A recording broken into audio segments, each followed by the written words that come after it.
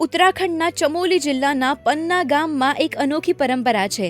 અહીં દુલ્હનોને પાલખી કે ડોલીમાં બેસાડવાને બદલે ઘોડા પર બેસાડવામાં આવે છે। दुल्हन घोड़ी पे हमेशा विदाई देते हैं यहाँ पर, और दुल्हन जो आती है इस गांव में वो भी घोड़े पे ही आती है। यहाँ पे डोली का कोई सिस्टम नहीं है, क्योंकि सदियों पहले से यहाँ पे दुल्हन को घोड़े से ही लाया और ले जाया जाता है, और हमारे क्षेत्र में यह परंपरा दादा ऋषियों से है। ગ્રામજનોનું કહેવું છે કે તેઓ નંદા દેવીના સન્માનમાં તેઓ દુલ્હનો માટે પાલખીને બદલે ઘોડાઓનો ઉપયોગ કરે છે। નંદા દેવીને દર વર્ષે નીકળતી રાજજાત યાત્રામાં પાલખીમાં બેસાડીને જ કૈલાશ પર્વત સુધી લઈ જવામાં આવે છે।